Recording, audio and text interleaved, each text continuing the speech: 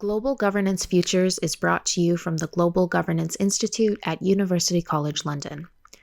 This is a podcast about the challenges facing humanity and possible global responses. How does the world hang together? What has gone wrong? And what has global governance got to do with it? To learn more, please visit ucl.ac.uk/global-governance. In this episode, we're joined by Professor Simon Dalby, one of the most original thinkers in critical geopolitics and environmental security. His scholarship has fundamentally reshaped how we understand the relationship between ecology, violence, and global governance, pioneering the concept of political geoecology and, more recently, probing the incendiary entanglements of fossil fuels, statecraft, and planetary breakdown. With characteristic clarity and urgency, Simon unpacks the dangerous inertia of existing institutions and the need to stop governing as if the earth were not burning. We discuss the challenge of reimagining sovereignty, security, and governance in the context of Earth system disruption, and why a politics of planetary responsibility must begin with confronting pyromodernity head-on. Time is of the essence in terms of trying to get ourselves off this addiction to fossil fuels, which is what we need to do if we are going to tackle pyromania, get that impulse control disorder dealt with. It's absolutely essential to engage with the political process and understand that the big political decisions that are being made are the structural determinants of the future. This is Imperfect Utopias or Bust, Global Governance Futures. Simon Dalby is Professor Emeritus at Wilfrid Laurier University. His work explores the intersection of climate security and global politics. He is the author of Pyromania, Fire and Geopolitics in a Climate-Disrupted World, and a leading voice in critical geopolitics. We spoke to him in May 2025. Hello, Simon. It's great to have you on the podcast. Thank you so much for joining me. You're welcome. Of course, we had the pleasure of your company in London last month, and we hosted a fascinating workshop on themes which no doubt will feature in our conversation today. But your work's really been an inspiration for myself and others trying to understand how to recalibrate, how to rethink geopolitics, global governance, international relations in the age of the Anthropocene. And of course, you pioneered the idea of the political geoecology approach. We're going to get into that today. And we'll also talk about your recent book titled Pyromania, Fire and Geopolitics in a Climate-Disrupted World. So lots to dig into, looking forward to all of that. But perhaps we'd like to begin often on a more personal note. So perhaps you could give us a sense of your earlier sort of formative experiences. What was it that drew you towards the field of geopolitics? What was it that sparked your interest in an ecological lens in approaching that space, which is normally not one that we would associate with ecology? Yeah, probably the early formative influences are growing up in the 70s. I still, to this day, remember as a high school student reading a newspaper article about the discussion about the limits to growth and thinking, oh, this is important, without having a clue how it related to anything I was studying as a high school student. The backdrop of this was the environmental discussions in the 1970s. I was involved while I was an undergraduate in Ireland, as in the campaign against a nuclear power plant that the Electricity Supply Board, as it was then called in Ireland, was planning to build. The official rationalization for doing so seemed to be full of all sorts of conceptual holes. It just looked like it was the trendy thing to do. It was the next technology, so we should do it regardless. And there were all sorts of reasons why that was a fairly dubious decision. Once I started looking into nuclear power and began to think about energy and how it is that it might be done in future, i.e. now, looking back then, looking forward into these decades, I began to then think about, how the planet actually worked and what the long-term impacts were. Given all the current discussion now as we're recording this about melting ice caps, it's ironic to note that one of the proposals back in the 70s for disposing of nuclear waste was to put it in canisters and sit it on the ice and let the heat from the radioactive decay melt the ice so that they would be safely sealed in at the bottom of the Greenland ice cap, and would, it was thought, be there for all perpetuity. But perpetuity turned out to be not perpetual. So here we are. Basically, my master's thesis was an attempt to try and understand that protest movement, to try and see where the ideological sources were, to understand the sociology of the movement, and that opened up a whole vista of various things to do with politics. And then, of course, in the early 80s, the looming specter of nuclear war emerged with Reagan and his, we'll start bombing the Soviet Union in 5 minutes, open mic comment, the evil empire discussion, the Star Wars, all that stuff in the early 80s really got me thinking about those big questions. They were simply unavoidable.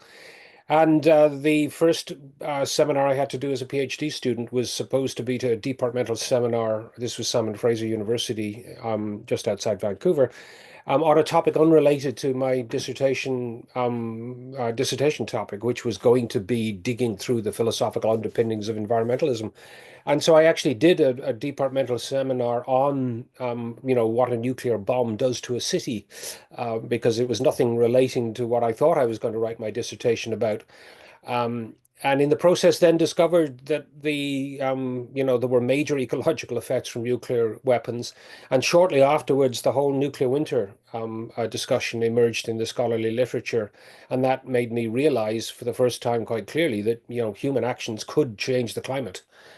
Because a nuclear winter was going to dramatically change the short term, at least, of the climate. And then what were the mechanisms of this? And from there, then, wait a minute, why are we talking about nuclear winter? Why do we have all these nuclear bombs? And at that stage, the Reagan administration was talking about 17,000 new nuclear weapons were going to be needed for its weapons program. And I mean, quite literally, what on earth do you do with 17,000 nuclear weapons? That's going to cost a heck of a lot of money. It's going to make if they were ever used, it's going to destroy civilization. What possible rationale could there be for a building program that involved building 17,000 nuclear weapons? That then became the question for my dissertation, and the rest, given the likely impacts of the use of those weapons, the rest is my academic career in many ways, because how the world is being changed by industrial humanity became one of the crucial themes that I've followed through ever since. Brilliant. Thanks, Simon. So let's just pick up a few threads there. I mean, one is that part of the, in a way, ethos of this podcast is also to go back in time and to recover earlier debates around global governance, around environmental politics, and indeed, the 72 MIT report, Mr. Growth, has featured in earlier conversations here. We've had Richard Falk on the podcast, who wrote This Endangered Planet in the 1970s. We've also had William Ophuls, actually, who wrote Ecology and the Politics of Scarcity in, I believe, 1977. So this was a very sort of live debate at that time. There was an ecological sensibility, and I think that's often not well understood, actually. There's almost this feeling of amnesia. These early debates have been somewhat neglected and forgotten. I mean, is that your take? And why do you think that is the case? I mean, I think that's very much the case, Tom. In so many ways, themes that were in the 1970s debate, the limits to growth, the 1972 discussion at the United Nations Conference on the Human Environment in Stockholm. If you go back and you read the Stockholm Declaration, I mean, that stuff's absolutely crucial. What's often forgotten is that there's a very clear link drawn in that discussion between environmental degradation and the dangers of nuclear war, as well as the depredations of the history of imperial colonization of various parts of the planet. That stuff's all there. It's very clearly articulated. The response by English economists, amongst other people, to the limits of growth was one where they took serious umbrage at anybody daring to question the assumption about sort of infinite resources being available and infinite ingenuity being able to adapt to any potential restrictions on resource supply. It was a very powerful debate. The oil crisis, of course, in the aftermath of the Yom Kippur / October war between Israel, Egypt, and Syria, the partial cessation of shipments of oil from various OPEC countries to protest the supply of weapons to Israel in that war, and the aftermath, with the quadrupling of oil prices, caused shockwaves through the economies of the West in the 1970s. The fisticuffs and worse at lineups for gasoline in the United States got everybody's attention. And the whole discussion about shortages and limits and everything else in the 70s was very much part of political discussion. Partly it got sideswiped in the early 80s by Thatcherism, in Britain by Reaganism, which are just variations on neoliberalism in the 80s. The remilitarization of international politics, with the Second Cold War in the early 80s, shoved a lot of environmental agendas aside. In parallel, there was the whole neoliberal emphasis on corporate power, and the suppression of union rights and so on across much of the Western world. That too shoved the environmental stuff to the side. The arguments went on. By 1987, we had Our Common Future, the report from the so-called Brundtland Commission, the World Commission on Environment and Development, which focused very clearly on these things, and is most famously remembered for being the sort of the obvious institutional origin of the term sustainable development, because environmental insecurity, which is what the report talked about, was to be tackled by strategies of sustainable development.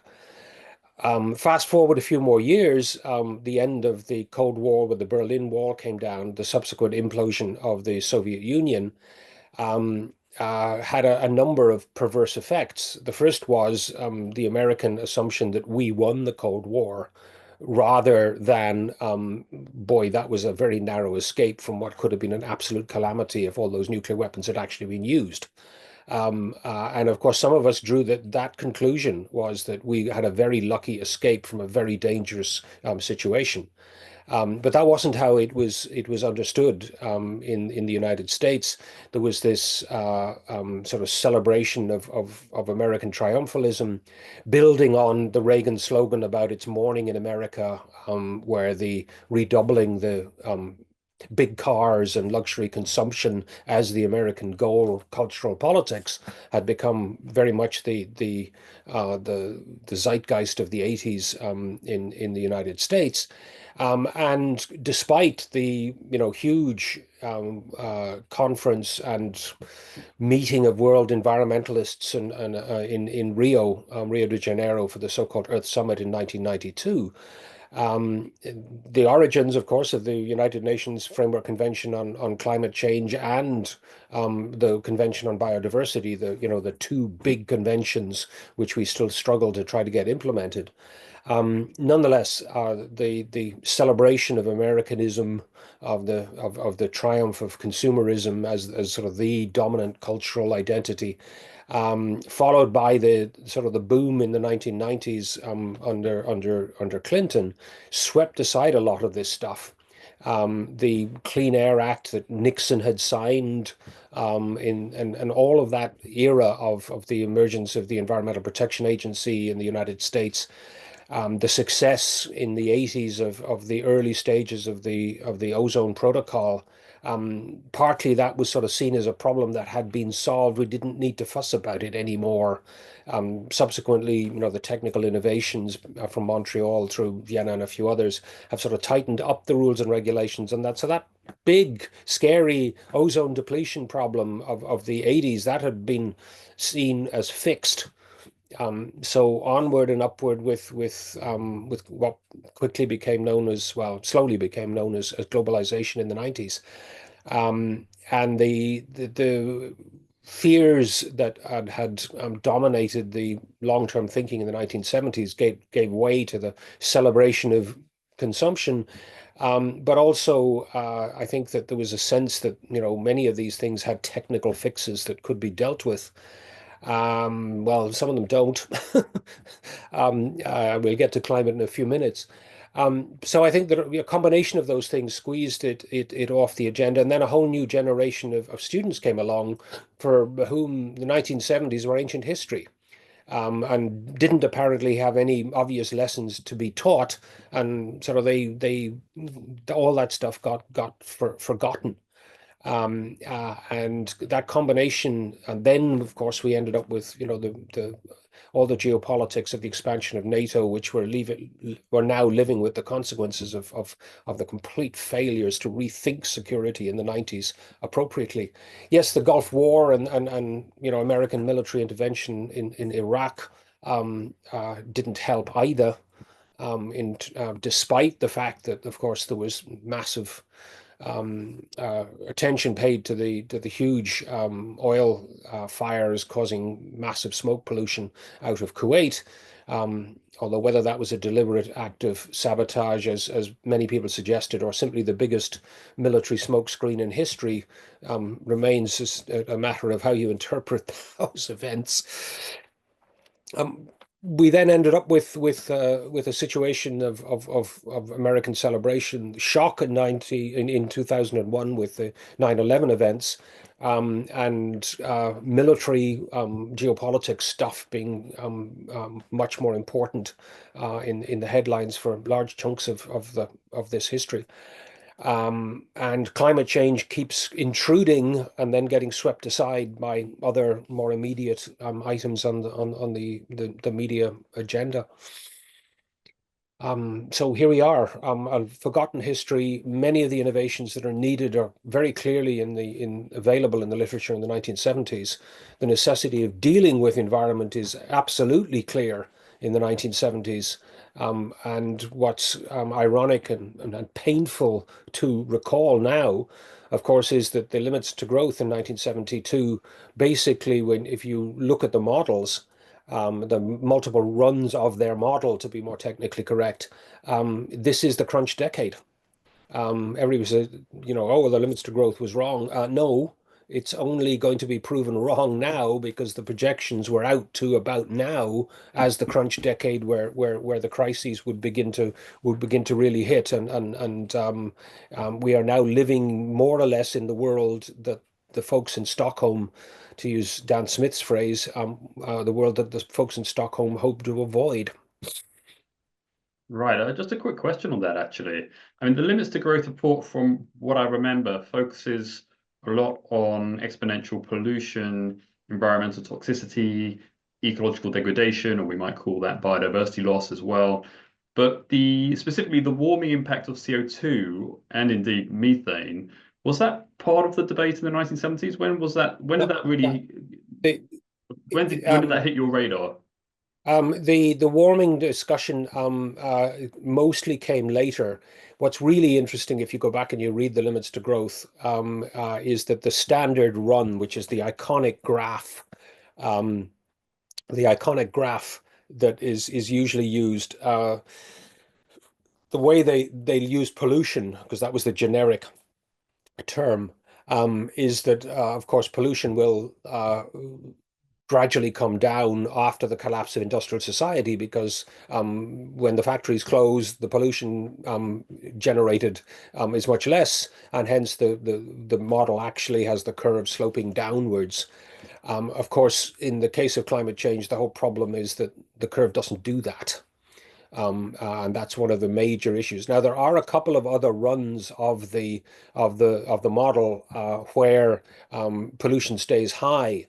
In fact, I had the pleasure of a conversation a few years ago with Jürgen Randers, who was one of the original modelers.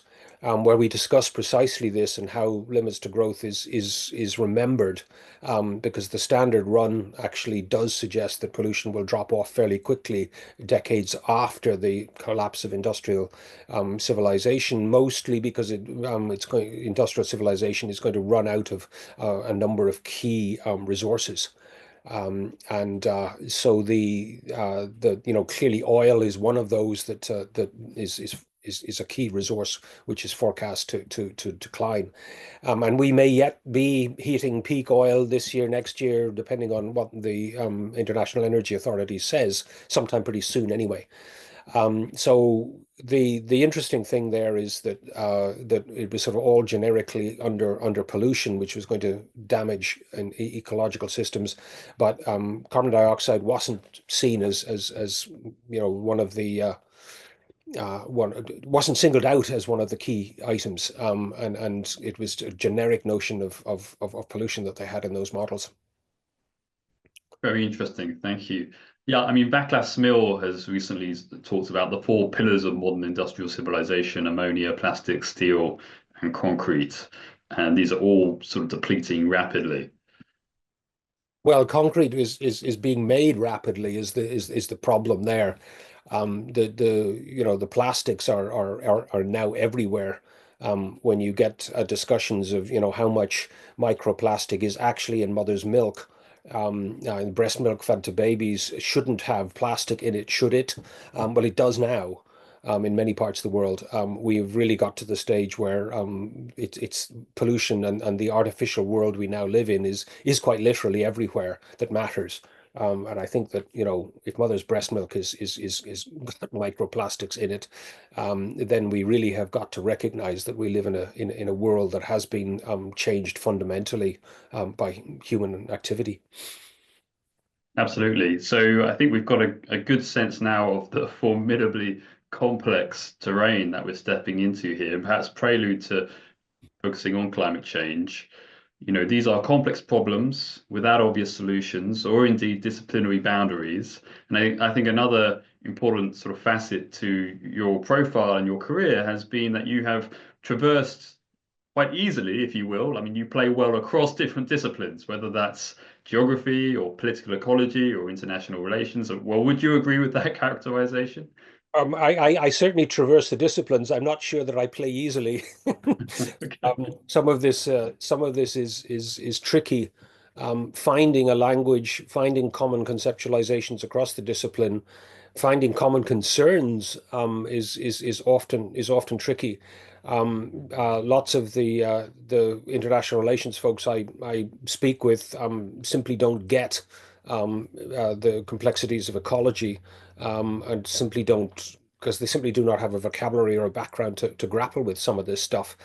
The thing that fascinates me is that you get sociologists who are brilliant on social systems, but yet have got absolutely no clue about what's going on in terms of global governance.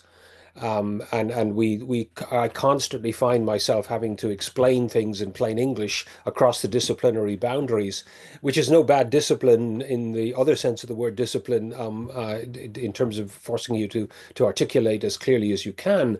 But the mutual blind spots across these disciplines are something that I find sometimes quite fascinating, sometimes quite horrifying.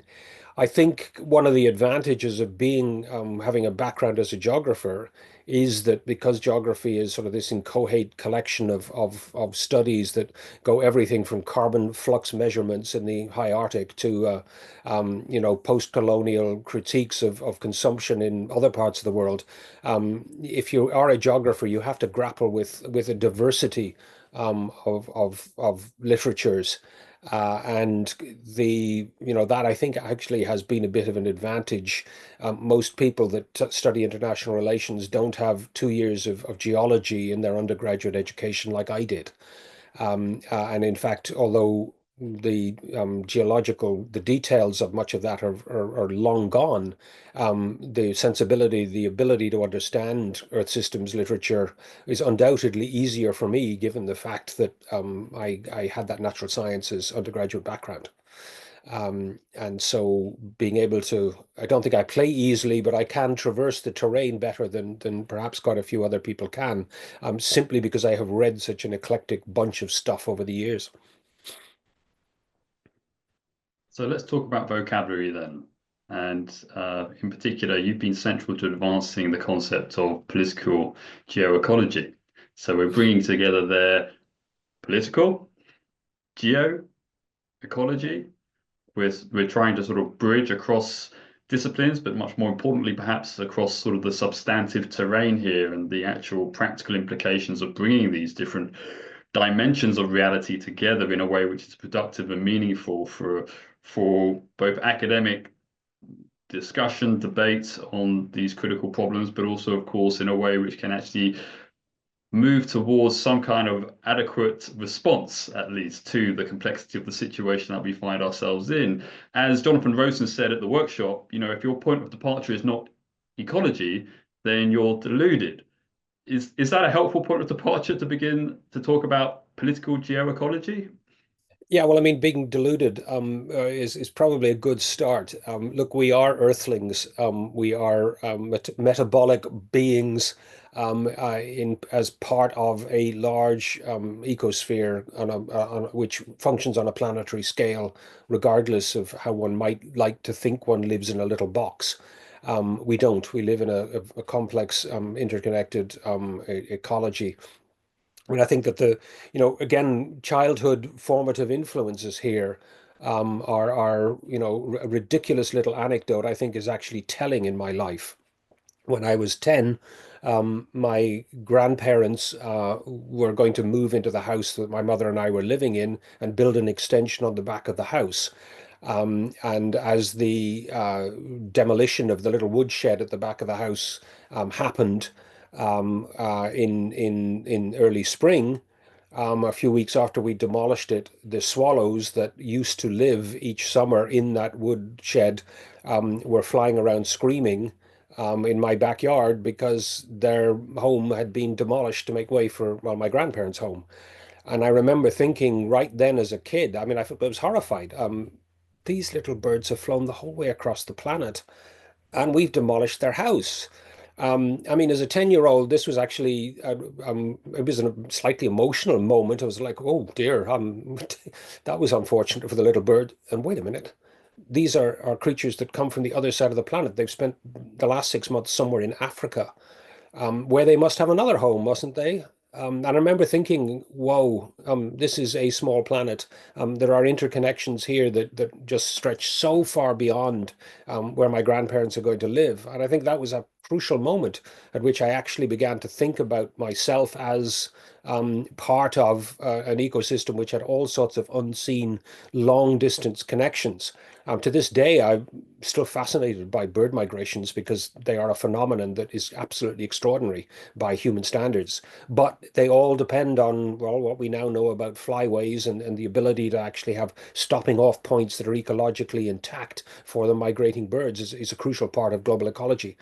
But I think that, that was a very simple, practical question that required me to focus on the interconnections. Um, the we're still living in a world where we have to understand those interconnections. Just think about what's sitting on your desk or your at your dinner table in terms of where the food comes from, where the metal for the utensils comes from. All this stuff comes from all over the planet, and we need to understand ourselves in that context. The convenient borders of political administration, the things we call nation states these days, are completely misleading as phenomena for understanding who we are and how we live. But they administer so many of the practicalities, we often make the mistake of assuming that they are, the material reality that structures all our lives. They structure crucial aspects of our lives, but they're not the material substrate that provides much of the material, the food, the water, and so on. Doesn't relate directly to those boundaries, however much the Trumpists of this world might like to pretend that they do. And I think that trying to grapple with that material context and thinking about how politics shapes what gets produced, what gets traded, what ends up on our breakfast plate, is the way to think about politics, which matters because the folks from the Limits to Growth in the 70s were making it quite clear that human we're on the largest scale now, changing quite literally how the planetary system works, and that was clear from the 70s, but has only been much um, taken much more seriously, much more recently. The literature in political ecology, of course, is geographers and anthropologists, much more than political scientists until the last couple of decades, was focusing on how decisions are made to change livelihoods and landscapes simultaneously in numerous parts of the world. Scaling that up adds the geo into it.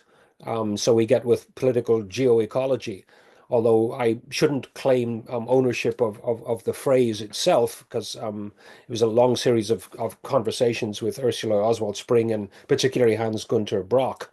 And that was actually Hans Gunther was insisting that some of our collective writing and the sort of the agenda that we were trying to set out 15 years ago to consider these things in conjunction should be called political geoecology, because he was desperately trying to find a language which challenged the assumptions of the spatial containers of states as the basic entity for thinking about politics. We needed, he argued, to find other ways of conceptualizing the world that mattered in terms of ecology and for that matter, peace and warfare as well. And that states may be containers of administrative practice, but we need to grapple with these other dimensions of human reality far more effectively than the conventional assumptions of the world being simply determined by, the rival claims of big powers, the classic geopolitics. We need to think much more carefully about what's going on than that kind of vocabulary allows us to do. I was talking about ecological geopolitics. In fact, I sometimes still do, back in a decade and a half ago. But he was trying to suggest that we needed a label for this larger project that wouldn't take the sort of Hobbesian, I always trip over that word, the Hobbesian rivalries as the backdrop and the taken for granted possibilities for human politics on the big scale. So that's the origins of it, that ongoing conversation with Hans Gunther. And a recent piece has just appeared, open access, from Springer in a book that he's edited, where I try to grapple with this in terms of the Anthropocene and criticizing the taken for granted categories, spatial categories that have structured so much political discussion. We are earthlings. We are enmeshed and embedded in all sorts of ecological processes.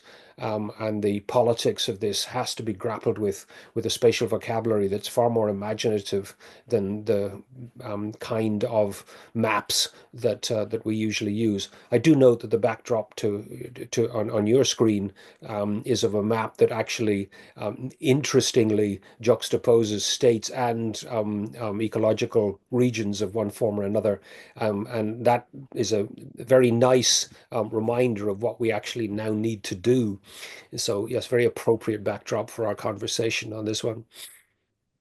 Well, all But so many credit. of the maps, don't do this. We either get ecology or and the various ecological regions of the planet, or we get the little boxes of painted different colors on to suggest a radical separation, which is highly misleading in terms of the ecological context in which we all live.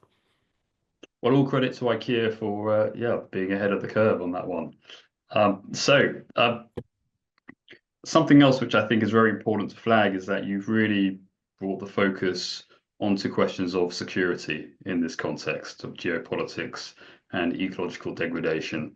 And of course, geopolitics traditionally does concern notions of national security, often regarded as the priority for states. Yeah. But as Yeah. you've written, it carries this sort of pernicious implication that this is a matter of protection from external threats and a matter of rivalries between spatial entities. Yeah. So how are we to understand and recalibrate the national interest in this context? And I'm also curious to ask, you've been involved in this area, this field for some years now. Do you find that policymakers are becoming more receptive to your alternative framing?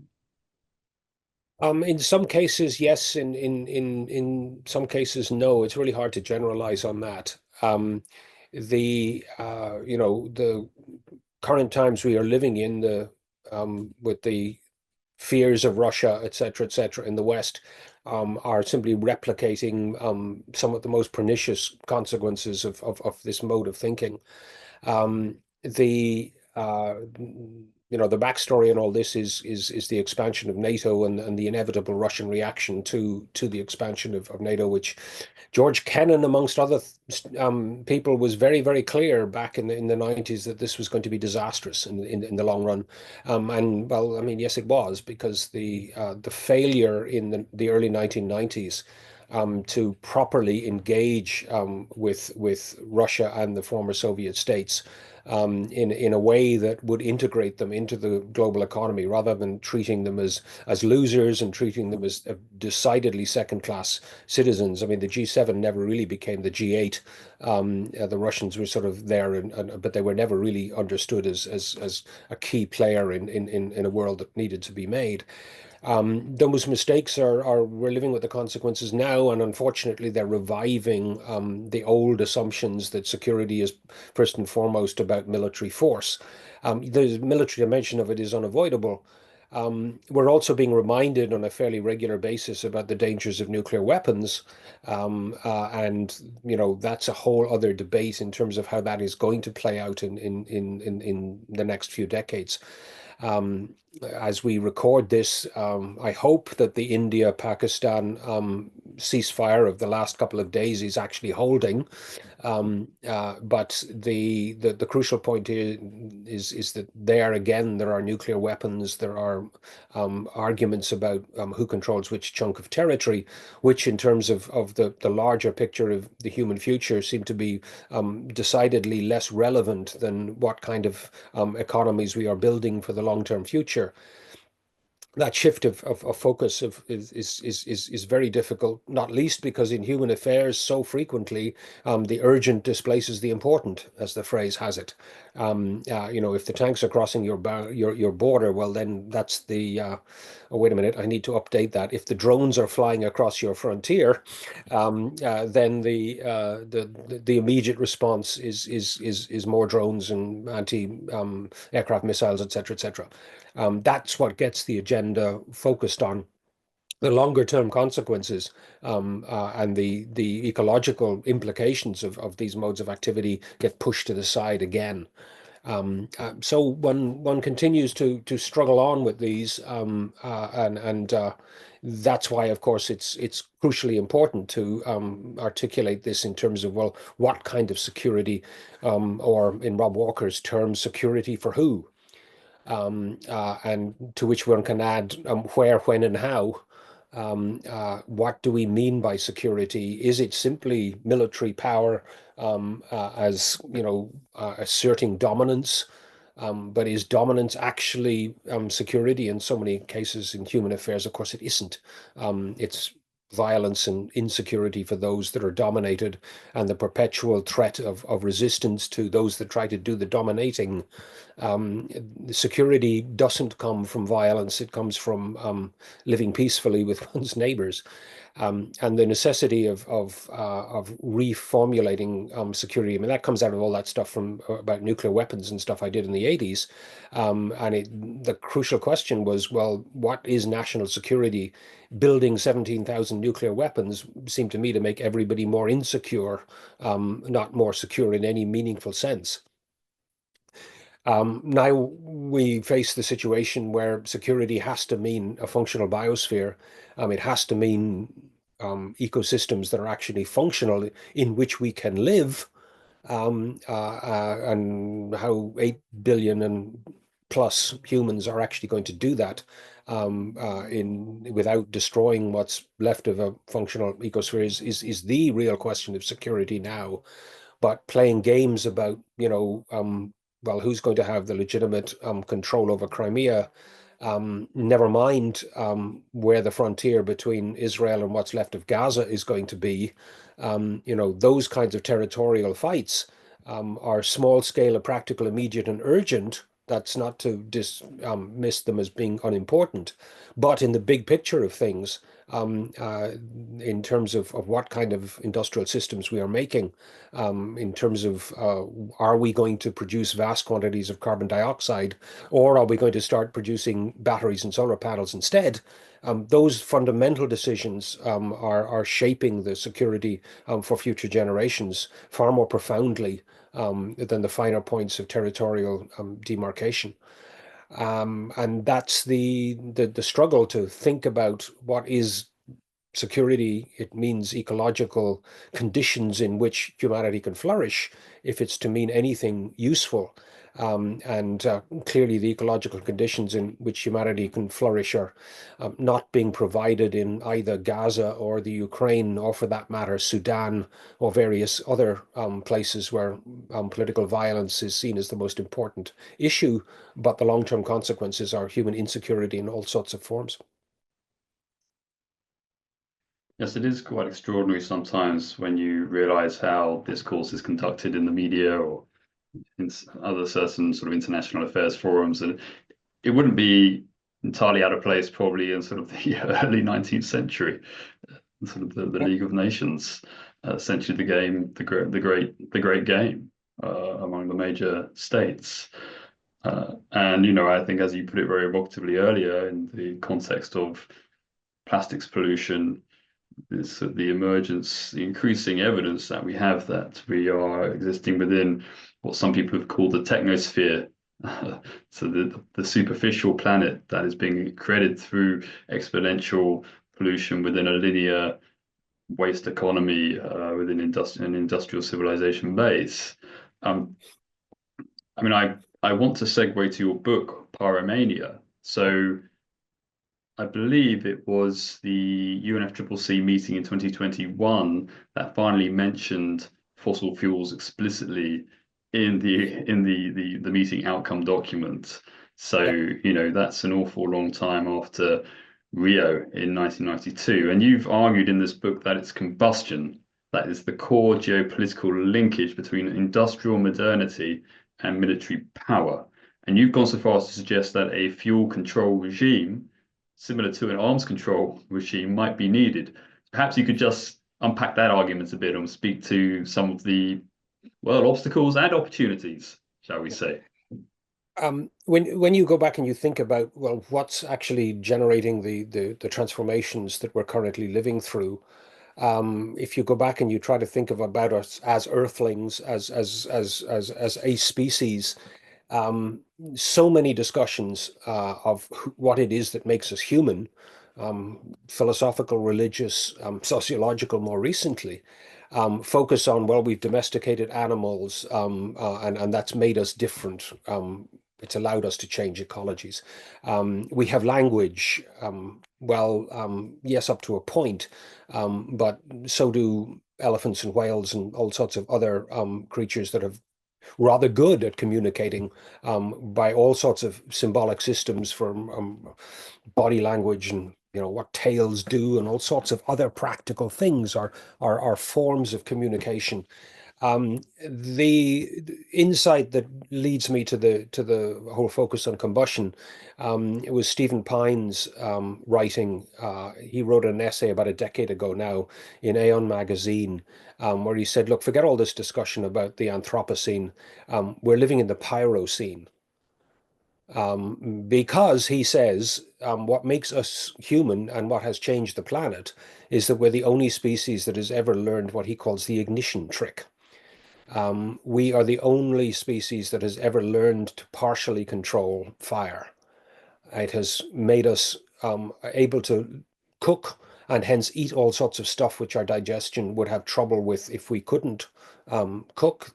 That, of course, dramatically extends our ecological range on the planet. We can live ecologies where, because we can partly modify them, because we can eat stuff that's partly digested in practical terms by cooking it, we can extend our range in ways that other species simply can't, because they can't artificially manipulate their food supply. In the process of fire, we can warm ourselves, so we can actually survive in conditions where our natural metabolism, our bodily metabolism, doesn't allow us to do so, because we need artificial heating to keep us alive. We can also protect ourselves by using fire to keep predators away. Once we started doing that, we could do all sorts of dramatic changes to ecology. And it's the fact that one species in the planetary system has partially controlled that basic chemical process of combustion, with all sorts of unanticipated geophysical consequences on the bigger scale. That's what makes our predicament the one that it actually is.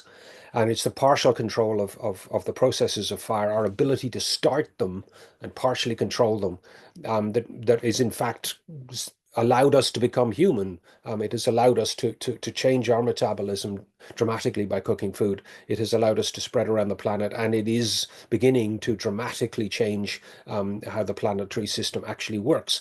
Because, of course, carbon dioxide has, as one of its many qualities, the fact that it's a greenhouse gas. It traps heat in the atmosphere, and hence warms the planet, with all the consequences we're beginning to see. Of course, fire also is one of the consequences of our change in the planet, because wildfires are getting bigger and hotter and more severe, and showing up in places, and certainly at times when they're not expected. Earlier this year, substantial parts of the suburbs of Los Angeles burned in a period in the year which was not until recently being considered fire season. We now don't have fire seasons in many parts of the world. We have fire years, because wildfires will burn all year round in places where they didn't used to. So we are, by using fire, we have changed the world. We have also allowed massive increases in military capabilities. Yes, fire has long been, burning stuff has been, destroying villages and crops and all the rest of it has been part of warfare for a very long time. But as soon as you begin to constrain it and direct it, which is what gunpowder in rockets, and then subsequently muskets, cannons, and so on, with explosive shells, you can direct that firepower. It increases dramatically the military capabilities of those that possess that technology. And of course, the ultimate expansion of that and continuation has given us those nuclear weapons. Many of the most dangerous effects from nuclear weapons are, in fact, the secondary fires that they start. Back when I was working on this, the big debate in the 80s was about fuel loading density. In other words, how dense did cities have to be to sustain major firestorms? Which is one reason a few years ago I went and spent some time in Hamburg, because, of course, Hamburg was the first of the major firestorms created by the Royal Air Force in the Second World War. And it was very, very interesting to actually go and look at the museums about the burning of Hamburg, to think about the emergence of dramatically, expanded destructive capabilities of 20th century military force. The point about this is that fire is the source and the danger of military disruptions and insecurities, but it is also, of course, what makes us powerful. Fires to heat our homes, and natural gas, oil, coal, they're all the same combustion process. The fires that are in the engines in our vehicles, in the ships that bring us that stuff that ends up on our breakfast plate. All of this is 80% of the energy used by humanity is based on combustion, approximately. We need to change that, and rapidly. And the crucial point is that fire empowers and simultaneously endangers. It's both a cause and a symptom of climate change, and we need to grapple with this as the fundamental chemical process which is new in the Earth system. At least it's new insofar as humans have been doing this on a massive scale. That's what makes us human. That's what is at the crux of the dangers that we now face as a consequence of that partial control of combustion. It's the chemical process at the heart of all this. It's what makes us human. It's what's changing the planet. And focusing on it explicitly as what needs to be constrained seems to me to be a way of tying so much of this stuff together, the ecological and the political, because deciding what we burn or don't burn is the crux of climate change politics.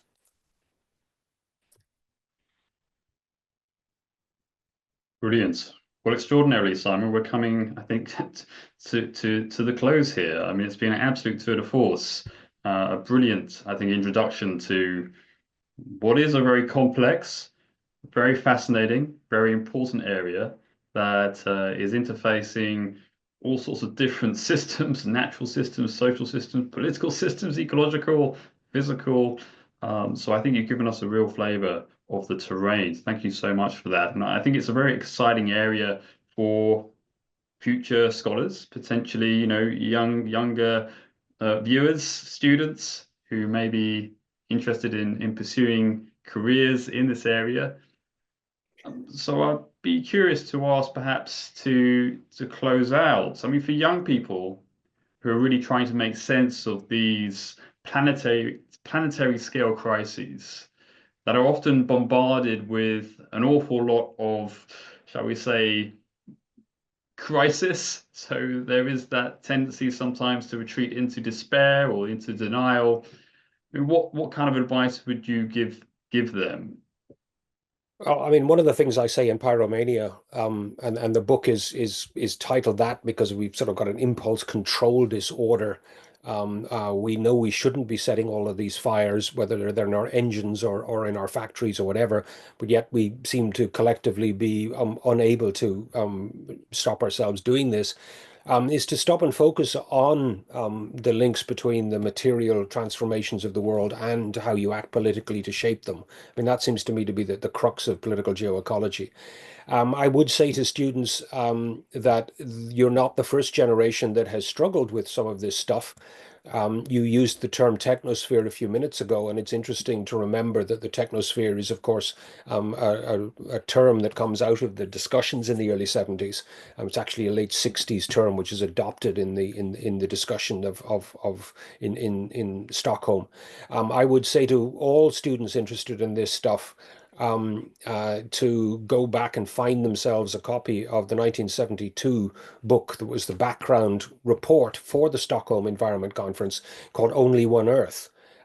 Because it was the slogan for the conference. It is still the context in which we currently exist, despite Elon Musk's enthusiasms for Mars and so on.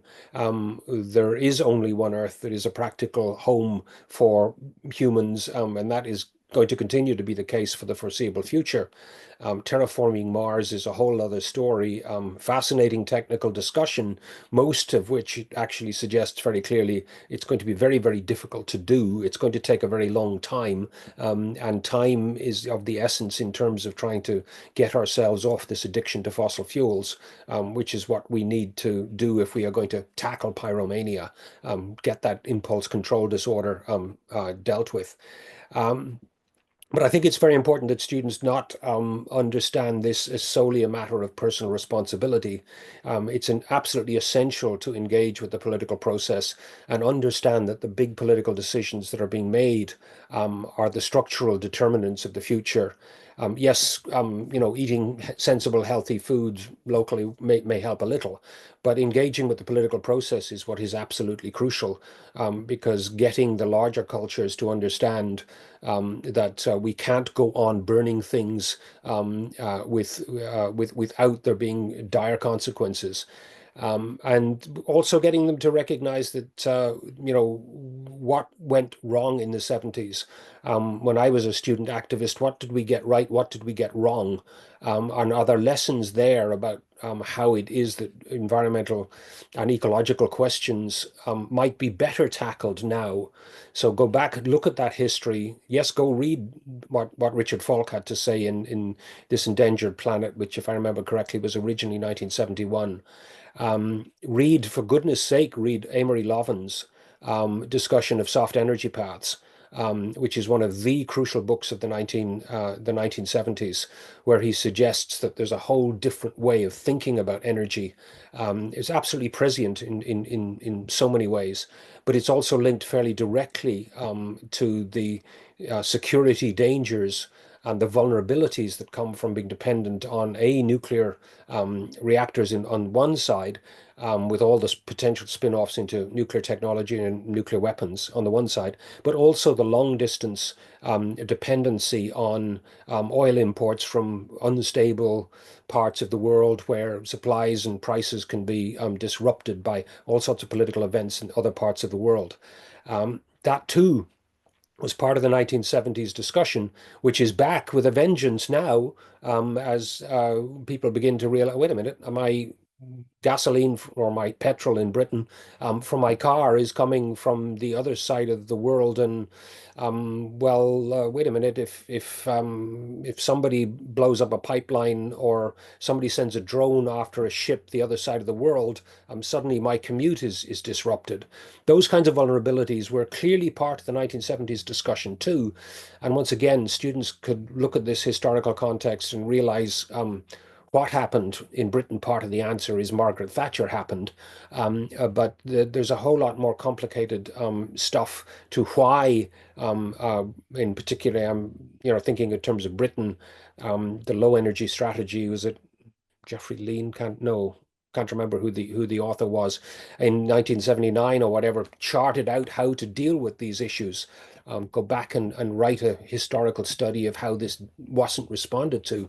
Those kinds of historical studies, I think, will give students at the moment a perspective on the current crisis, which suggests that there are lessons to be learned from history that may well be applicable to how it is that politics might be done differently in the next couple of decades, because doing it differently seems to be absolutely essential if the long-term survival of a functional biosphere is the goal. And it seems to me that that's the only real goal that matters if one is thinking seriously about security and how it is one might reimagine geopolitics, to take that notion of a fecund ecology seriously as the basis for long-term security that matters for all of us.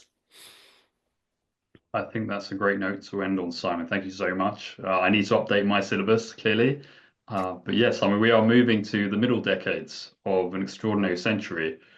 And I do think these kinds of conversations can be very helpful in terms of orientating us to trying to make sense of where we are, how we got here, and how we might move in a more progressive, evolutionary pathway moving forward. At least we can hope. Good to talk to you, Tom. I hope that some of your students and some of the general public listening to this gets some inspiration to get engaged and to rethink the political categories that they take for granted and how they live their lives. Brilliant. Thanks so much for joining us, Simon. Cheers. You're welcome. Cheers. Thanks for tuning in to Imperfect Utopias or Bust, Global Governance Futures. If you liked this content, please do leave us a comment and subscribe. If you're new to the show and you want to get a list of our favorite books, other resources, listen to past shows, and to join our community, go to ucl.ac.uk/global-governance.